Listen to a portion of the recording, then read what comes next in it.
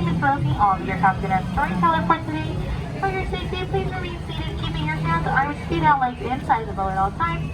And parents, please supervise your children so our story doesn't take any unexpected turns. Most people travel to enchanted places to the pages of a book, but those who are lucky enough to travel in person find it rather magical. They all follow a site for being full of emotional waves, who are actually being transported to a magical place called Storybook Land. Yeah, most stories begin with once upon a time, but ours begins with a big bad wolf who was always danced with three little pigs. The big bad wolf cave can be seen off on our left-hand side, but thankfully the three little pigs live off on our right. Their houses are made of straw, sticks, and wolf-proof bricks.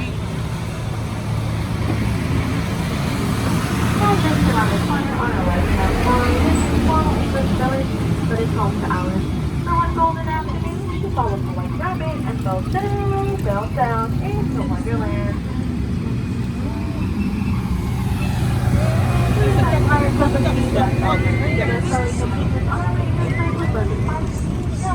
Peter Pan and the darling children flew to Neverland with the help of Tinkerbell and a little bit of pixie dust.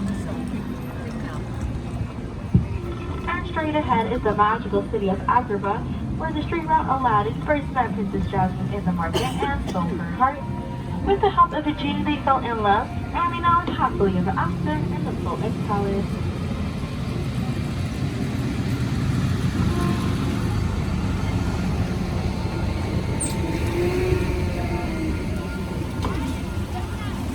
Our shades of others, I mean anything once, Princess Jasmine and Aladdin toured over on their magical harbor ride to a whole new world. And straight ahead is the Cave of Wonders, where Aladdin first met the genie and set him free.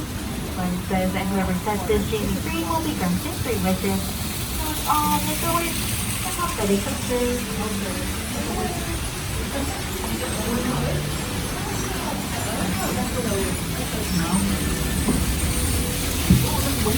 Coming up on our right is the small cozy cottage for the home to Snow White and the 7 Dwarfs. And to our left is the story of Cinderella. Cinderella wished to go to the ball, but her wicked stepmother forbade it. With the help of her fairy godmother, she granted that wish and then married away with Prince Charming. But when she didn't make it back home in time, her fairy turned back into a pumpkin, and it could still be seen to this day up on the bridge. But don't worry, son, she and Prince Charming fell in love, and now they're happily ever after in that pink castle above us.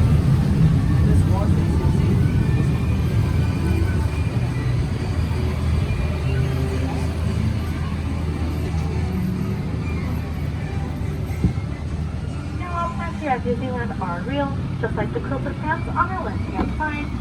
We're inspired by the 1933 Disney cartoon called Lullaby Land. With the help of Tinkerbell and a little bit of her pixiness, they never ever have to grow up.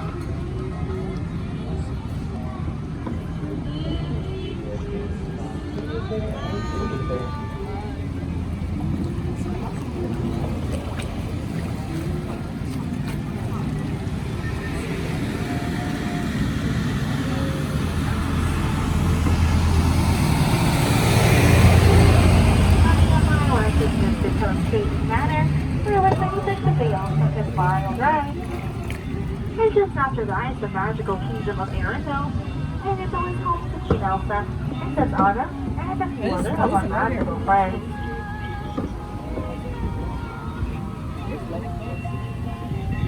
And straight ahead is the Alpine village that is home to the woodcarver Geppetto.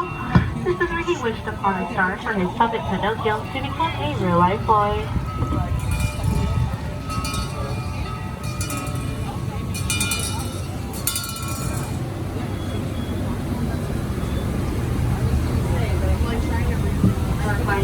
It's the story of Princess Ariel. To our right is the castle where she and Prince Eric live happily ever after. It's just swimming in waterfall is the city of magical.